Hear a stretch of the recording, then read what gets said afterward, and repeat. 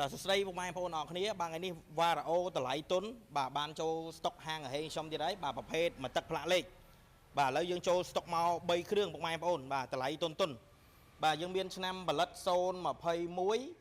បាទនិងឆ្នាំផលិត024បាទមួយគ្រឿងនេះគឺឆ្នាំផលិត021បាទពណ៌ខ្មៅសាទីនបាទតម្លៃយើងប្រម៉ូសិនបាទយើងតាមកាត់ដូរបានណាបាទតម្លៃលក់ជូនត្រឹមតែ1750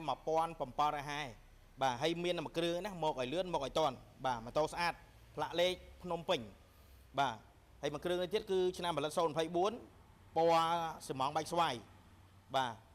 ផ្លាកលេខភ្នំពេញដែរមកទឹកផ្លាកលេខម៉ូតូខ្ចីតម្លៃយើងលក់ជូន2150បាទតម្លៃតុននេះបាទហើយបានឆ្នាំផលិតខ្ពស់024ហើយកែរៀងបាទកែរៀងថ្មីបាទមួយគ្រឿងនេះក៏024នេះបងប្អូនអរគ្នាបាទតែពណ៌ខ្មៅសាទីនបាទ024ដូចគ្នាបាទតម្លៃយើងលក់ជូន2150ដូចគ្នាបាទអញ្ចឹងយើងមាន024 2គ្រឿងហើយនិង021មួយគ្រឿងបាទសិតតែផ្លាកលេខភ្នំពេញម៉ូតូខ្ចីបាទសនំធានាម៉ាស៊ីនជូនមួយឆ្នាំបាទធានាគ្រឿងម្លាស់ជូន3ខែទេបងប្អូនបាទធានាម៉ាស៊ីនអត់ទាន់ដោះអត់ទាន់ជួសជុលបាទសិតតែម៉ូតូស្អាតទាំងអស់បាទអញ្ចឹងពុកម៉ែបងប្អូនដែលគាត់ខ្វះថវិកាអាចតាក់ទងមកបានខ្វះថវិកាអាចចង់បង់មលុបបានណា